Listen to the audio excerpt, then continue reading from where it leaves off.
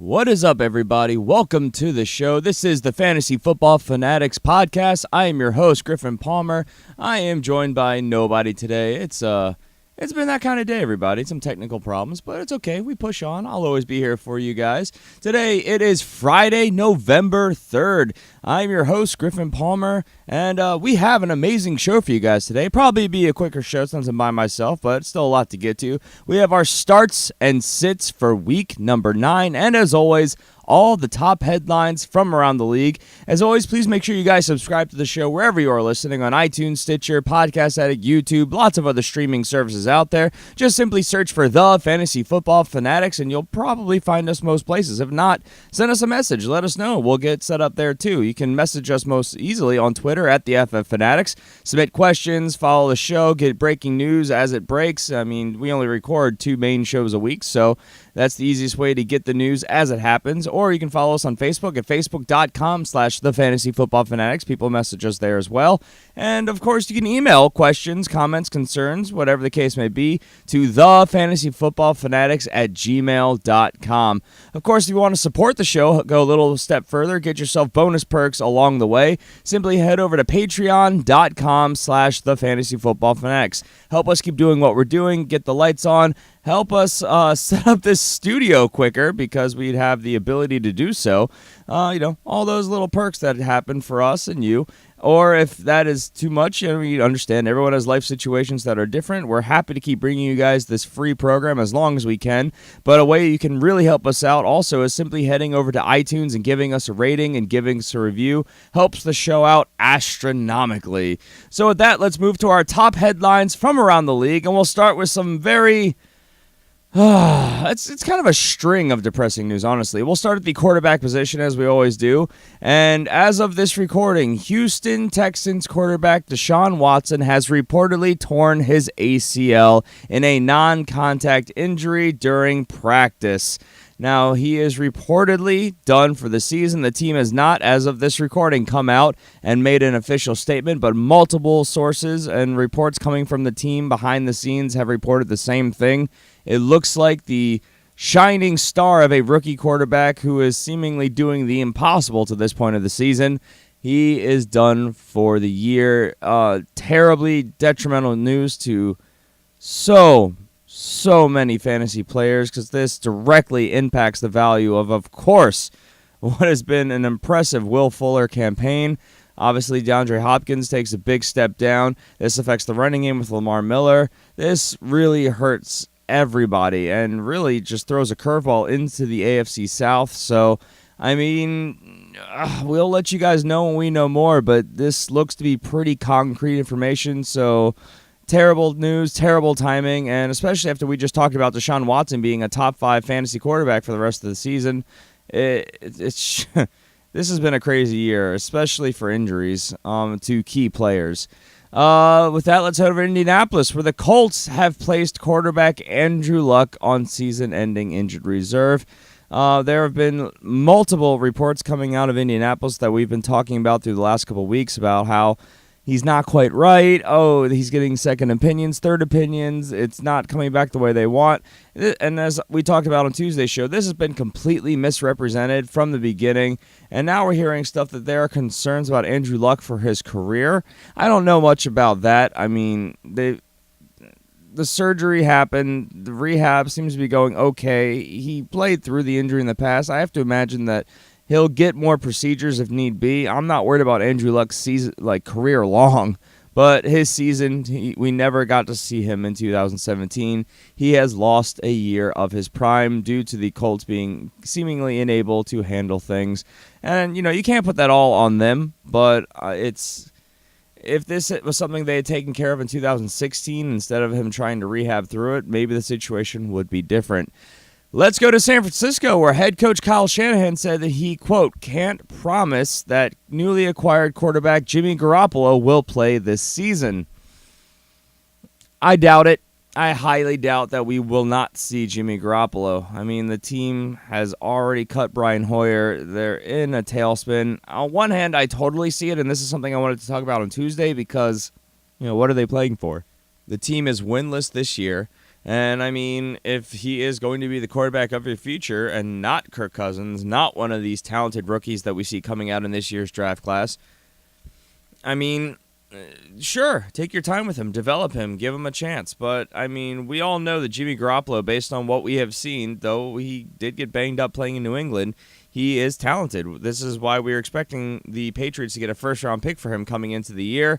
Didn't end up happening, and now here they are getting a second-round pick for him middle of the season, going up to the trade deadline. So, I mean, maybe they want to baby him. Who knows? I mean, it's not like they're going to save him this season, and if he goes out there and wins them some games, this is something we were expecting from the Jets. It's not like they're going to get anything out of it except for losing draft picks. So, we'll see. It's way too early to tell. And then let's go over to Denver, where head coach Vance Joseph announced that quarterback Brock Osweiler will start week number 9 for the Denver Broncos against the Philadelphia Eagles. So that's not music to anyone's ears at all. Let's go to the running back position, where Dallas Cowboys running back Ezekiel Elliott had his emergency motion denied. This was by a judge. His suspension is seemingly set now. He will most likely be serving that 6-game suspension starting immediately. Hopefully you've taken steps to avoid this and cushion this if you had him. Now, Alfred Morris is reportedly getting the bulk of the carries in practice and is expected to transition to the lead back with Ezekiel Elliott being down. Now, they're going to give touches to both the rookie and Darren McFadden, but Alfred Morris seems to be that guy you want to get. I would also get my hands on Darren McFadden if at all possible, because they'll probably go with the hot hand approach. If Alfred Morris doesn't turn out to be that guy, could be McFadden very easily. We all know McFadden is incredibly talented, and by most reports, his style was closer to Ezekiel Elliott's, which is why they had him downgraded, because they wanted Alfred Morris as the backup because he was the complimentary back. That could be overanalyzing it, but this is just what we are hearing. So yeah, we'll see Ezekiel Elliott in the playoff stretch. So hopefully if you had him on your team, you've cushioned him and prepared for this appropriately. Let's go to Miami, where the Dolphins have traded away running back Jay Ajayi to the Philadelphia Eagles for a 4th-round pick. Jay Ajayi, a guy who is reportedly seemingly the future in Miami, now gone for pennies on the dollar to the Philadelphia Eagles, who are showing yet again being incredibly aggressive, trying to make a run into the playoffs, something they have not done successfully in franchise history, besides making it to the Super Bowl, of course, that one time. So, Jay Ajayi, he just went from a losing team to a one-loss team, and he went from the worst offense in the league right now to one of the best, from one of the worst offensive lines to one of the best offensive lines. So Jay Ajayi owners rejoice, though I will preach a little bit of caution this week. We'll talk about that a little bit more in the very, very, very near future. And let's also head over to Atlanta, where Falcons running back Devontae Freeman has been sidelined at practice to this point in the week, dealing with neck and shoulder injuries. His status is somewhat up in the air, but most reports and rumors really coming out from the team are suggesting that they expect him to play. Of course, follow us on Twitter at the FF Fanatics to get news updates as we get closer to kickoff. Let's go to the wide receiver position, where Carolina Panthers have traded away wide receiver Kelvin Benjamin, number 1 receiver for them, to the Buffalo Bills. So the Bills traded away Sammy Watkins, and it seems that they've kind of strategically replaced him with various other pieces. None of them as talented. None of them with the big playability that Sammy Watkins had, but some solid pieces to build up a wide receiver core. So I'm not sure what the Bills are really trying to do here. I think that they surprised themselves with this playoff push that they were having, and now losing on Thursday Night Football, of course, that didn't help things, but we'll see how it all plays out. Let's head to San Francisco. The 49ers have placed wide receiver Pierre Garçon on injured reserve, dealing with a neck injury, so they're down their starting quarterback and their starting wide receiver. They're playing for 2018 officially now. And I don't think anyone can blame them, and I don't think anyone was expecting much different. We all expected them to be competitive, which they were for almost all their games leading up to this point.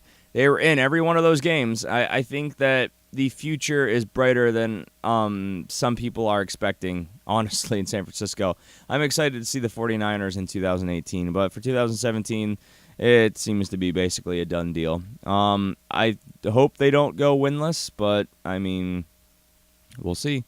Let's go to Miami, where Dolphins wide receiver Devontae Parker is expected to return from injury in week number 9 versus the Oakland Raiders. Of course, he's been sidelined the last couple weeks with that ankle injury, but now he was questionable to play against the Ravens last week, and that was on Thursday Night Football, so he's had a full, basically mini bye to get healthy. This is good news for a team that just traded away its starting running back, so they're going to be probably leaning on the pass game even more. Not that that seems to be a winning formula for them, but he was their top target in a lot of ways, especially for quarterback Jay Cutler. And now with him being back, it's exciting news for owners. So Devontae Parker, potentially fire him up with confidence because he does have a pretty darn good matchup against the Raiders. And then a little bit of surprising news, Cleveland Browns wide receiver Josh Gordon was reinstated by the NFL yesterday on a conditional basis. Well, actually, no, this would have been Wednesday this happened, so 2 days ago. Shocking news. No one really saw this coming. We had heard rumors that he was spotted in New York around league headquarters, but yeah, it's seemingly Josh Gordon is back. Of course, we all hold on to hope for Josh Gordon after that magical season a couple years ago, and he has been kind of subpar ever since, and the thought process here is that the Browns are going to start trying to shop his rights. So we'll see how that turns out. And then let's head over to the tight end position, where Philadelphia Eagles tight end Zach Ertz, Tennessee Titans tight end Delanie Walker, and Washington Redskins tight end Jamison Crowder were all sidelined at practice on Thursday, dealing with various injuries, all lower body injuries, hamstrings, ankles, things of that nature. Wow, I said Jamison Crowder. I even typed it. Tight end Jordan Reed. Vernon Davis wasn't spotted. Jordan Reed was spotted. Good God, Griffin. So that was another report with Jamison Crowder, but I didn't report on it because it doesn't seem to be major. So yeah, Zach Ertz, Delanie Walker, Jordan Reed, all spotted at practice on Thursday. Sidelined at practice on Thursday. I can talk. This is a train wreck. Let's move on to our topic of the day, which is our week number 9 starts and sits. Now remember, everybody, this is another one of those bye-week apocalypse BS scheduling stupid things that we have to deal with in fantasy football because apparently the league likes right and smack dab in the middle of the year to give 6 teams a bye all at once. I mean, it gives you a rare opportunity to much more easily watch all the games that are happening on the on NFL Network, on just around the league, on Red Zone, however you guys want to watch them. If you want to go back and watch them on Game Pass, it makes it easier. It does. It makes our lives easier as analysts as well in some ways, but it's murder for fantasy football because now we have to deal with all these crazy bye weeks, and it makes things like my streaming quarterback strategy a hell of a lot more difficult. So, of course, we talk about streamers a lot over on Patreon, so, I mean, head over there. But we're going to give you a couple starts of the week. And my quarterback start of the week, not necessarily a streaming option, and this one is probably somewhat obvious, but Drew Brees, he has not exactly been the guy we thought he was going to be. He is my start of the week. He has a phenomenal, unbelievably good matchup against the Tampa Bay Buccaneers. Of course, you have to be a little bit concerned here, just a little bit, seeing as this is a divisional matchup. But, I mean, as a whole, look, the the Saints, they have not been exactly the high-powered, high-scoring offense that we thought they would be. But Drew Brees has still been putting up the yardage. He had a good real-life game last week. But he didn't have a great fantasy week because he didn't score any touchdowns. I expect him to get those touchdowns this week. He has a matchup against a team that is giving up the 2nd, 4th, 5th, 6th most points to the fantasy quarterback position. I It's going to be a good matchup, guys, and probably a fun game to watch. So I am starting Drew Brees with confidence this week. CJ's guy is Alex Smith, which is the Chiefs on the road in Dallas. The Dallas Cowboys have been anything but a stout defense, which is something that I know I talked about pretty extensively this offseason. They overplayed based on their talent last season, and they lost a lot of that talent this past offseason, so they've been giving up just a lot of points and a lot of yardage. Against the quarterback, it is a middle-of-the-road matchup, but I agree with CJ. Alex Smith has a great opportunity here to give you just a ton of points. I like it a lot, and I think the Cowboys have played a number of subpar offenses, too, which would probably help pad the stats. Of course, the Giants have been somewhat dysfunctional. Denver's been decent. Arizona's been banged up. Rams, you can't fault. Rams have been shocking. Packers have been good. 49ers have been okay. Washington's been okay. So, I mean, not a bunch of scrubs, but not all elite matchups either. So, yeah, I like Alex Smith's chances here to put up a good stat line and give you a potentially surprisingly weak-winning performance. And Jason's guy is Russell Wilson against the Washington Redskins. The Redskins' defense is beatable. They've been surprisingly tough against the run, but they're giving up again a middle of the pack matchup against fantasy quarterbacks, and it's no different here. I like Russell Wilson's chances. I think that offense is finally, and I've been saying this all season, they start slow, they catch fire, and it looks like the Seahawks are making that transition right now based on what they were able to do against the Texans defense last week, where the Texans, even after that game, are still a top four matchup. So that really kind of burned them. They were not that juicy of a matchup going into that week. So yeah, Redskins, not elite, not bad. I'm starting Russell Wilson with confidence. A number of those are probably names that you would expect to see, but with Chicago, Cleveland, the Chargers, the Vikings, the Patriots, and the Steelers all on a bye, it's a little bit more difficult. I'll throw out a sleeper that some of you probably are going to throw up a little bit in your mouth if you hear this, and this is not on the list. This is just a bonus thing that I'm throwing out. Backup quarterback for the Arizona Cardinals, Drew Stanton, and this is like super sleeper, deeper leagues. Look, he's played the 49ers already once this season, and he put up over 200 yards and 2 touchdowns. 49ers, they just lost their one of their shining players on their defensive side. So, and they've obviously cut linebacker Navarro Bowman in the process. So this defense is already not what it was the last time they played.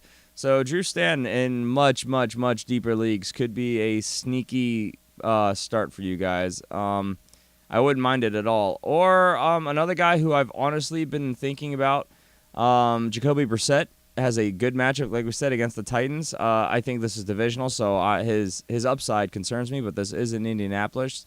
No, it's not actually. It's in Houston. So, scratch that. I don't like that at all. Instead, how about Jared Goff? Giants have been giving up a ton of points to fantasy quarterbacks besides 1 or 2 shining moments, and I like Jared Goff. I think that offense, especially coming off the bye week, is going to surprise people. So, yeah, those are some sleepers that I will throw out for you guys because I feel like a couple of the starters we gave you guys are somewhat auto starts. So I just want to make sure I give you guys as much information and insight as I can, and that's not from the team. That's just from me. This is your guy Griffin right here, just trying to help you guys out. So let's head over to the running back position, where I am starting Adrian Peterson. Guys, Adrian Peterson, he has what is by far the best matchup for fantasy running backs going against the San Francisco 49ers. As we talked about, that defense, they have taken some serious hits. They're already giving up the most points in the league to the running back position. We take this back to 2016. This has been a historically bad, the worst defense in the league for giving up points for fantasy running backs. Well, I guess that's probably the opposite way you want to put it for fantasy purposes. This is the best matchup to stream against. And Adrian Peterson, a power runner on a team that lost its quarterback. I mean, like I said, I like Drew Stanton as a streaming option, but I love Adrian Peterson as a start. So I am starting Adrian Peterson with absolute confidence. The 49ers are giving up almost 32 points to the fantasy running back this season alone. So I love Adrian Peterson's upside this week. Start him with the utmost confidence. CJ's guy is Alvin Kamara, which he did call last week. I will give it to him. And Alvin Kamara did not have an outstanding week on the stat line, but he did score a touchdown, which really, really got him there. Could have had 2. So, I mean, I still would start Mark Ingram 10 times out of 10 over Alvin Kamara. But in deeper leagues and PPR leagues, Alvin Kamara is he's a decent streaming option. I don't know if I would put him as my start of the week, but that's CJ. He likes to throw curveballs at you, and like Jason and I talked about last week when CJ couldn't be here, he loves his guys, and he will ride or die with them. And he's not going to steer you guys wrong. He's not going to give you guys a bad matchup. The Buccaneers are giving up a ton of points to fantasy running backs. They're giving up it's a top 10 matchup, so it's just a timeshare, which concerns me. But again, Alvin Kamara, I think he has an opportunity to do what he did last week. So I do like Alvin Kamara as an option for flex starting in especially deeper leagues. And CJ's guy is Leonard Fournette. Now, Leonard Fournette is going up against the Cincinnati Bengals, which is not as scary of a matchup as you might think. The Bengals are giving up a middle-of-the-road amount of points to the running back, 23.1. So, look, they also haven't played a lot of running backs that are true power-running north-south runners like him. I mean, the Bengals gave up a chunk of points to the Indianapolis Colts even, and we all know the situation going on there. Obviously, Le'Veon Bell put up a decent stat line. Buffalo has LaShawn McCoy, which is not a power runner. He's obviously a pass catcher, shifty guy. He had a decent day, not great. The Browns, I mean, I think that I would say as far as a true north-south runner, this is going to be the first one they've played. And if I look back across the stat line, their better weeks have been against it's pretty scattered. If I wanted to deep dive on the stats, I would agree that I like it. And, of course, Leonard Fournette can catch the ball if need be. And we know he's going to get volume. I do like the opportunity. I think that he is going to exploit some things. And the Bengals, no matter how you look at it, they're giving up a good amount of points to fantasy running backs. It's not an elite defense. It's not a top 10 matchup either, but I agree with Jason. Leonard Fournette, he's coming back healthy. That was a concern, but it looks like he's going to actually get the job done. So I do like him a lot this week. Now with that, let's move to the wide receiver starts of the week, and I'm going to start with a guy who I've got to roll with because I started Drew Brees, so I'm going to stick with my guns, and I am starting Michael Thomas. Now I know Michael Thomas, he has not been the ceiling we had all hoped. He's had a pretty decently consistent floor. I mean, he's had a couple weeks that he let you down. Obviously, week 6 against Detroit, where that 58-38 game somehow produced almost no offensive points. That was a bit of a letdown, but as a whole, he's been giving you somewhere around 80 yards a week. The problem have been touchdowns. He's only had 2 on the season, but I really like his opportunity to get right this week. I mean, the Tampa Bay Buccaneers, guys, they're just giving up a ton of points. So I do like this matchup. I like Michael Thomas's chances to get right. I just really think that this is an opportunity, though divisional. You can't look past the fact that it is divisional, but the Buccaneers are giving up 41.5 points to fantasy wide receivers. Now, that's not to one individual, of course. That's to the position, but it's just one of those things where you're going to want a piece of this game. It's in New Orleans where we know that the Saints are better. It is divisional, so you have to throw that notion in there because that curveball is everything. But I like Michael Thomas's chances to just get right this week. So I'm starting him with absolute confidence. Again, may seem kind of obvious, but I mean he's not been that elite start that we all thought. So I'm definitely expecting a big week from him this week. I will be very disappointed if he does not deliver. CJ's start of the week is Marvin Jones. Of course, Detroit is on the road in Green Bay, and the Packers are not elite when it comes to their defense. That is something that I think we've been able to say for a very, very long time. They're not terrible either. but it is a top 10 matchup. So let's go ahead and put that out there. The Packers, of course, down Drew Brees. Drew Brees, Jesus, Aaron Rodgers. They're going to be trying to run the ball and do clock management. So I mean, if the Packers do get up, whatever the case may be, Marvin Jones could be that big play guy. I do agree that the Packers have been susceptible to the big play as well. So that's kind of Marvin Jones' role in this offense. So he could be that guy to start this week. I still think he's more of a high ceiling, low floor type play, boom bust. But I don't know. CJ has a lot of faith. So I will support him in this. And probably wouldn't be my choice, but considering I have certain sits of the week, I've got to lean wide receivers, and we'll talk about that very, very soon. So, yeah, Marvin Jones, CJ's start of the week. Jason's start of the week is Tyreek Hill. Cowboys, they're giving up at the top 5 most points. They're giving up almost 37 points to the fantasy wide receiver. So, yeah, I like all Chiefs pass catchers in this game. This has shootout written all over it. So, yeah, I'm starting Tyreek Hill with confidence like Jason. I like it. Let's go to the tight end position where I am starting Jimmy Graham. Now, I know tight ends in 2017 have been just awful. Not at all what anyone hoped or wanted or thought they would be, but certain players seemingly are starting to turn it around, and Jimmy Graham, though not the guy that we all thought he would be, he seems to be getting a lot better. Jimmy Graham has scored at least a touchdown in each of his past 3 games. He scored 2 last week. He's gotten you not a ton of yards. He's not being used in that way, but I talked about it all leading up to the season, how he was going to be this red zone threat for them, and they seem to have remembered back in week 5, oh yeah, we have Jimmy Graham, and he's scored a touchdown every week since. So I think that trend absolutely continues this week.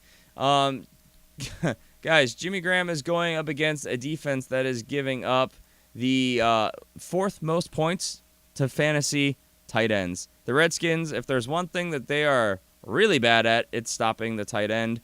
So I like Jimmy Graham's opportunity to give you not just a good floor, but a potential week-winning performance this week. CJ's start of the week is Tyler Higbee. Now, you're probably wondering, who the heck is Tyler Higbee? Tyler Higbee is the tight end for the Los Angeles Rams. Now, the Rams, they are giving up the Giants are giving up just a ton of points to fantasy tight ends. The Giants are giving up the most points to fantasy tight ends, 20 points a week. And, sometimes you just have to stream against those matchups.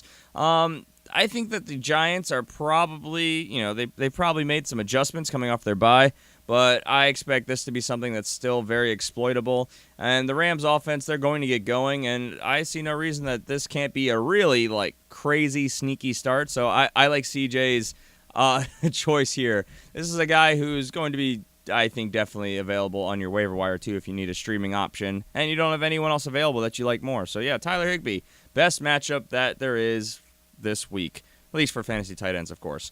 And then Jason going with the obvious choices here.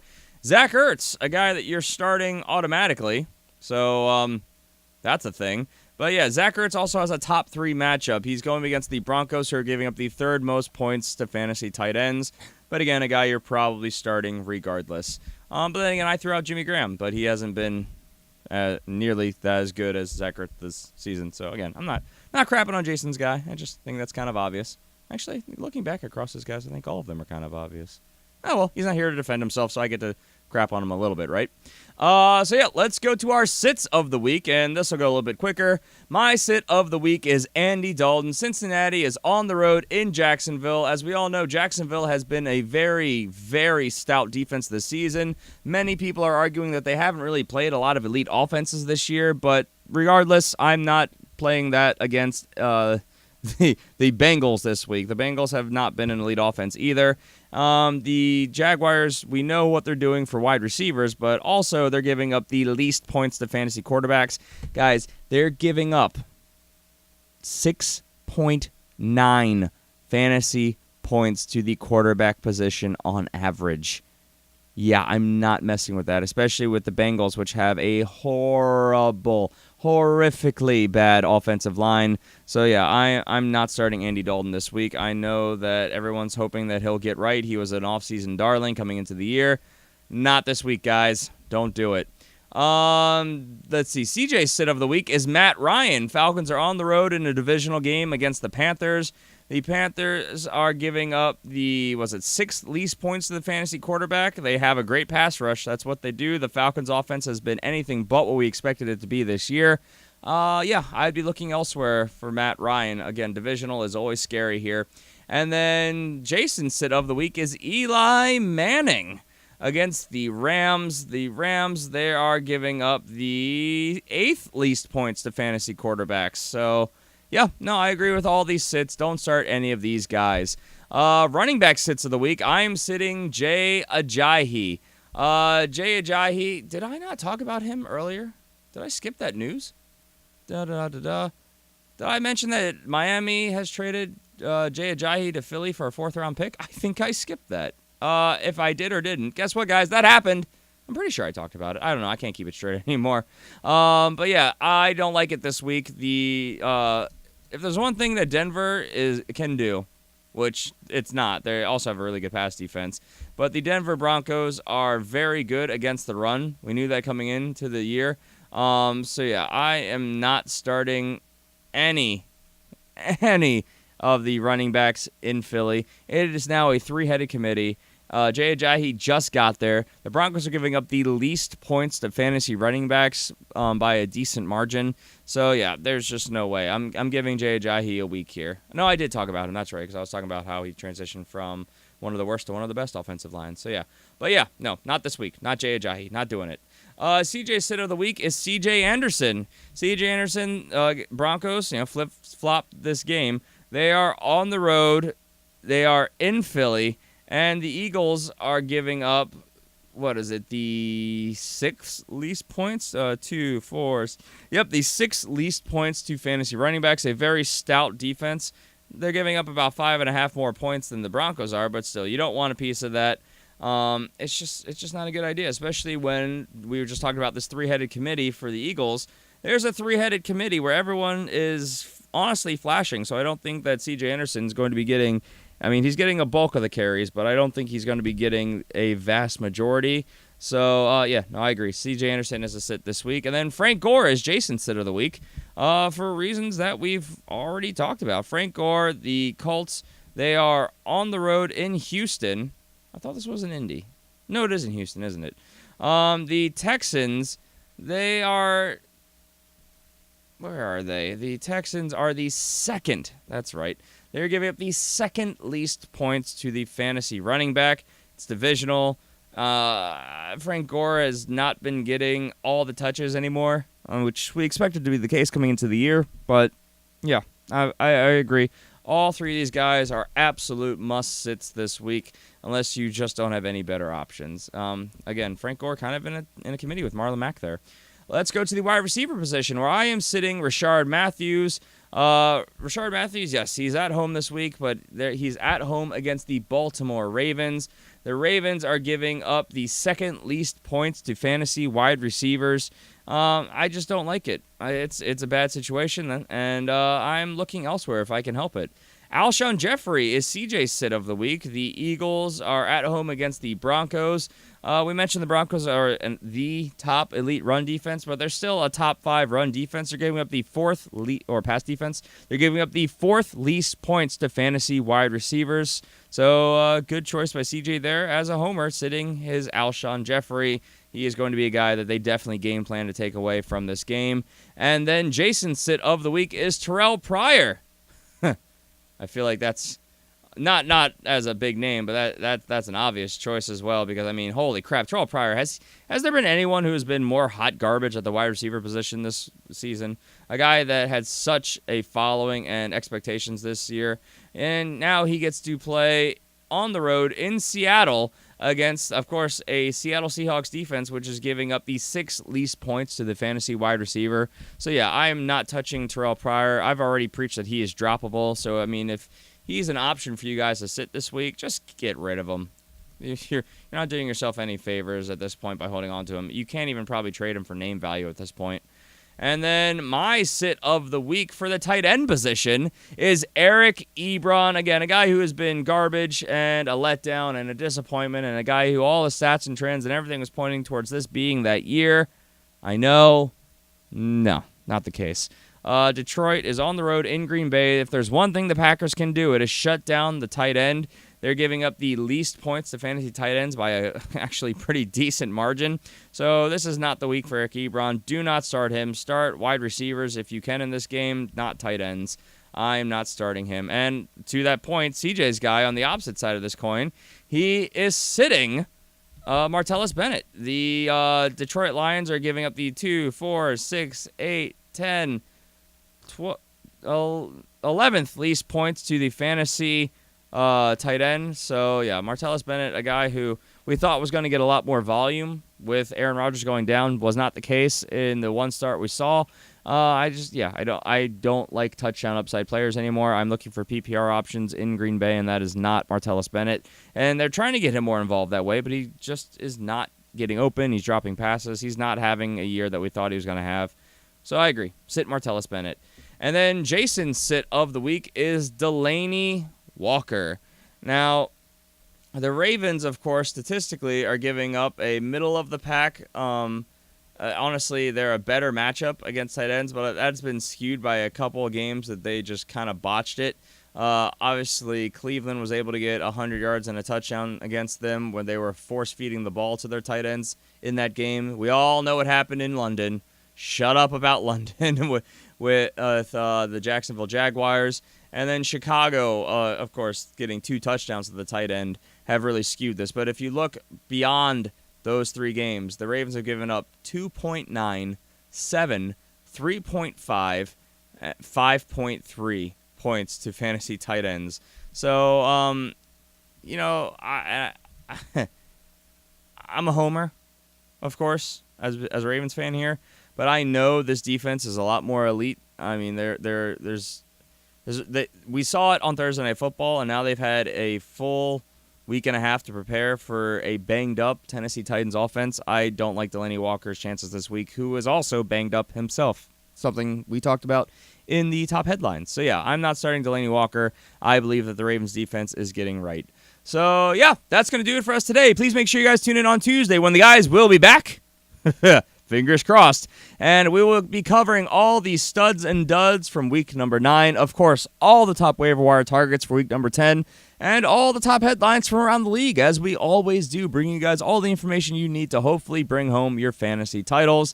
As always, if you guys can please help support the show, it helps us keep doing what we're doing, helps us get this studio up sooner. Head over to patreon.com/thefantasyfootballfanatics. Get yourself just a ton of bonus perks along the way, including your bonus episodes every single week. And remember, subscribe, rate, review, help the show out as much as you can. Giving us reviews is unbelievably helpful with ratings on iTunes. Stitcher's good too. Just go to wherever you're listening, honestly, and look for The Fantasy Football Fanatics. We are most likely there. And follow the show. Breaking news updates. We tweet out a live Periscope that CJ does for last-second hot takes, thoughts, and things of that nature on Sunday mornings, including I tweet out from the official account at the FF Fanatics. That's 3 F's there. At the FF Fanatics. Get yourself the injury updates going into the the Sunday games. Or you can follow me individually. I'm at G Palmer FFF. So yeah, that's going to do it for us today. Of course, the tech is not where we want it to be, so there's no intro or outro music, but hopefully that will be back on Tuesday when we will be back. And I hope you guys have an incredibly successful weekend, unless you're in the listener league. But, what are you going to do? So yeah, we'll see you guys on Tuesday. Best of luck to you guys, and we'll see you as we go into the stretch. Take care, guys. Bye.